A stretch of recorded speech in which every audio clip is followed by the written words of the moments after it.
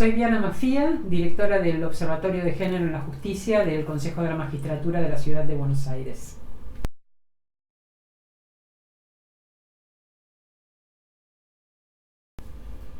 Cuando nos preguntamos por el lugar de las mujeres en la sociedad, tenemos que retroceder, pero no retroceder tanto, porque en realidad los lugares que nos han sido asignados, los que vivimos cotidianamente, tienen que ver con el origen del Estado moderno, con los modos en que se organizaron los países alrededor de la idea de una nación, de la idea de un código de leyes propio y sobre todo de la idea de derechos.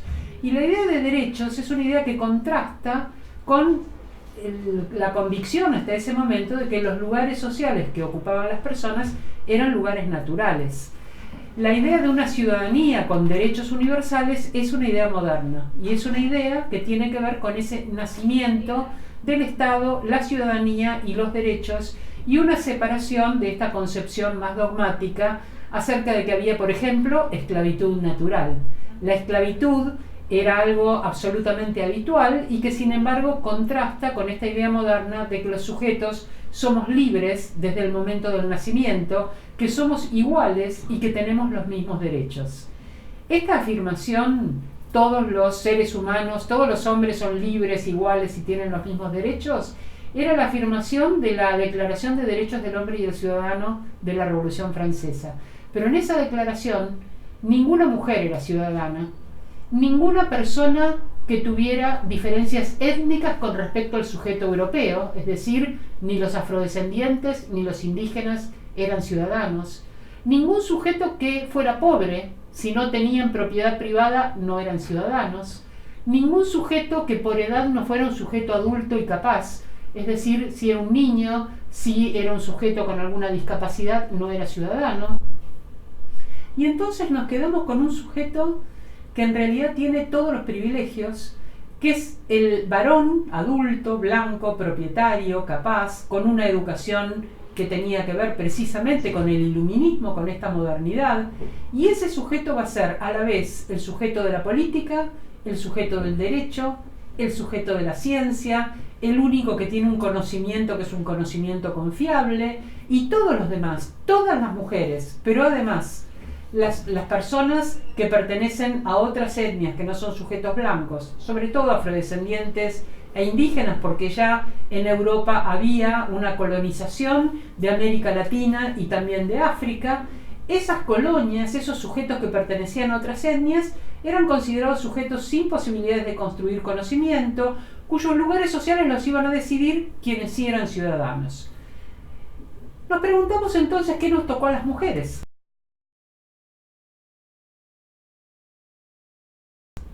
A las mujeres nos toca, en una enorme división que se hizo en la modernidad entre un ámbito público y un ámbito privado, el ámbito de lo privado. El ámbito de lo privado era el ámbito de la familia, era el ámbito de la crianza de los hijos, de las responsabilidades domésticas, de las responsabilidades de cuidado, mientras que a los varones blancos, propietarios, les correspondía el ámbito de lo público. El ámbito de lo público era el ámbito de la política, del derecho, de la ciudadanía, de la ciencia, del conocimiento. Ese ámbito de lo público hacía que los varones se juntaran a reconocerse entre sí como sujetos capaces y a construir instituciones a su medida, a la medida de todos, pero de todos los que estaban en ese lugar de encuentro público, que eran muy pocos sujetos. Mientras que las mujeres permanecíamos individualmente encerradas en el ámbito doméstico, sin espacios de encuentro, sin espacios de construcción colectiva de nuestras percepciones del mundo, y sobre todo con una asignación de roles que distingue muy bien una politóloga australiana que se llama Carol Pateman, que tiene un libro que se llama El contrato sexual, y ella dice, en la modernidad, cuando los varones establecen entre sí, varones blancos, adultos, capaces, propietarios, establecen entre sí un contrato social de reconocimiento mutuo de derechos y de ciudadanía, las mujeres tienen asignado un lugar por un contrato previo al social, que ella llama el contrato sexual. ¿Qué deciden estos sujetos poderosos en ese contrato sexual? Deciden que a cada uno le va a tocar una mujer que va a ser su mujer, en un sentido patrimonial, la propia mujer. Este concepto de la propia mujer, de la mujer propia, cuya obligación era dar legitimidad a los hijos, porque el nacimiento del Estado es también el nacimiento del capitalismo, entonces aparece como un problema la acumulación de capital y la herencia. ¿Quiénes van a ser los genuinos herederos? Es algo que comienza a ser un problema. ¿Cómo garantizamos que esa acumulación solo la van a heredar los genuinos herederos? Porque las mujeres van a permanecer encerradas, asegurando la legitimidad de la progenie. La familia, esa estructura del ámbito de lo privado, va a ser definida como la propiedad del patriarca. La mujer, los hijos, los esclavos y la hacienda. Y aún avanzada la modernidad, se va a mantener, a pesar de que termina la idea de esclavitud, esa idea de propiedad sobre la mujer y los hijos. El patrimonio es del varón, del patriarca cabeza de familia. Le pertenece su mujer y le pertenecen sus hijos, de una manera tal que luego se justifica la violencia cuando esa mujer se quiere independizar, lo quiere abandonar, quiere cambiar de pareja. Él violentamente va a restablecer su propiedad sobre ese cuerpo, y esto pasa incluso en la actualidad, a pesar de que han pasado 3 siglos. Pero hay además una segunda fase con respecto a esta cuestión del lugar de las mujeres.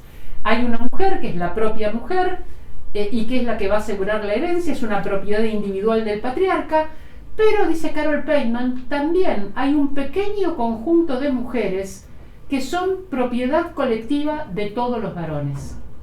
Estas mujeres, que no son mujeres privadas, sino mujeres públicas, es un eufemismo para hablar de la prostitución. Es decir, hay un cuerpo que al patriarca le garantiza la legitimidad de la herencia, y hay otros cuerpos que le garantizan su placer sexual. Esos cuerpos no son un cuerpo privado, son cuerpos colectivos que circulan como apropiables para todos los varones, como parte de su pacto social.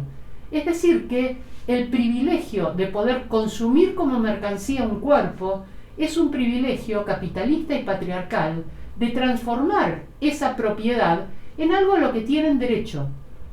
A cambio de dinero, obtener la posibilidad no de un vínculo sexual. Esto me parece que es algo que tenemos que tener en claro, y es que la sexualidad que ocurre en la prostitución no es una sexualidad como la que ocurre en ámbitos de libertad interpersonal. El intercambio libre de sexo, es decir, que una persona puede tener sexo con otra donde cada una interactúa sexualmente. En el caso de la prostitución, un varón ofrece dinero para que su deseo sexual sea realizado por alguien que no va a realizar su propio deseo sexual, sino que lo que va a hacer es suprimir su voluntad para realizar la voluntad de quien le está pagando. Esa idea de suprimir la voluntad de un sujeto para realizar la de otro es la idea de esclavitud. Un esclavo es una persona que no hace lo que quiere hacer, sino lo que el amo le manda.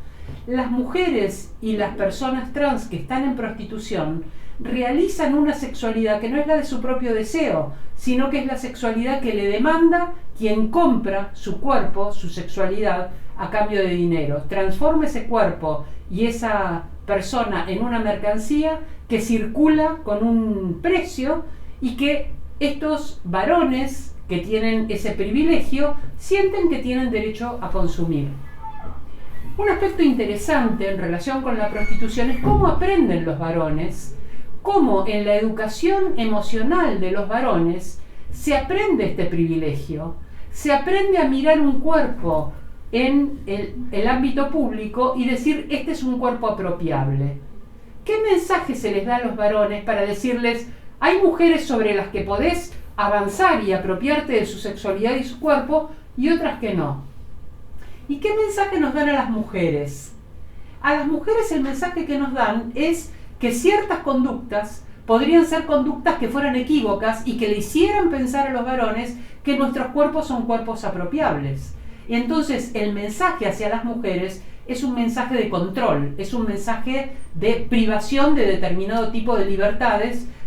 Por ejemplo, en qué horario circular, en qué calle circular, con quiénes hablar, qué tipo de conductas tener, qué vestimenta portar, porque todo eso podría ser leído por los varones que fueron educados en su educación emocional para distinguir qué cuerpos pueden ser apropiables y cuáles no, esos varones podrían interpretar que ese es un cuerpo apropiable.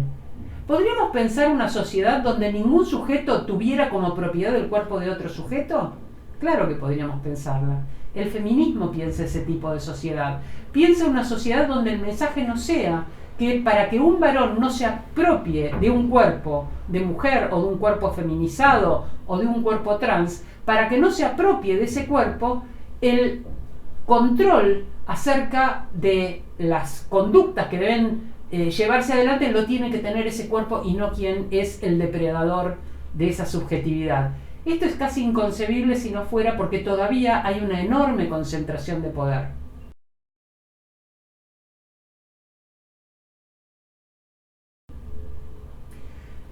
Una cosa que me parece muy importante es que cuando pensamos en los cuerpos de las mujeres o en los cuerpos trans, no estamos pensando en cuerpos que sean idénticos entre sí.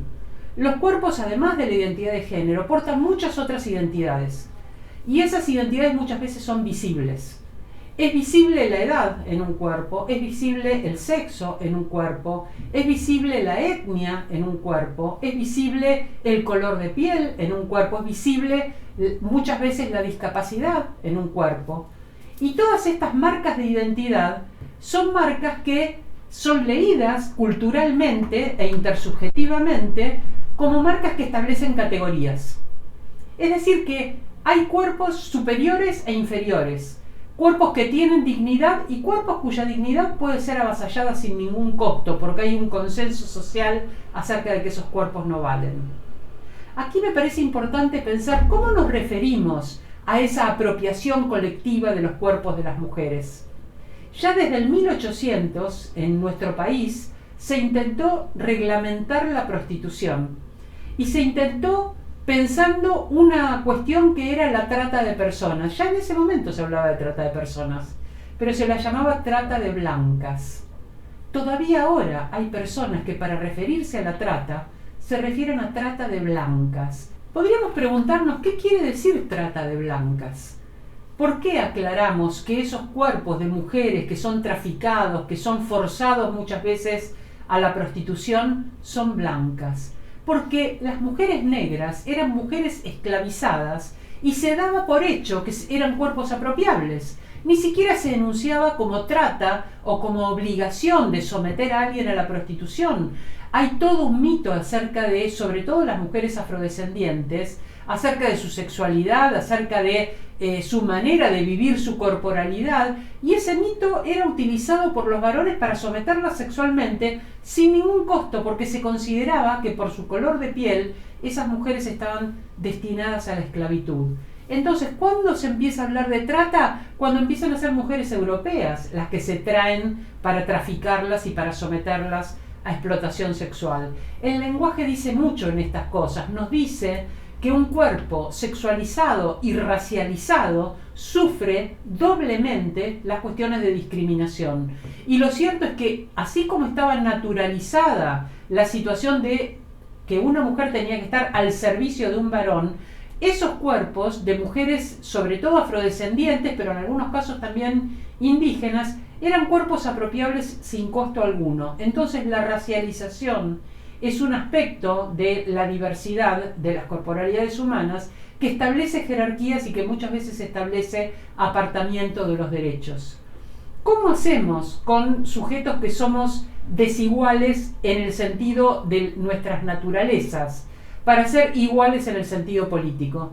Es decir, ¿cómo se hace desde un Estado que tiene la obligación de garantizar derechos y garantizar igualdad para producir igualdad entre quienes son diferentes?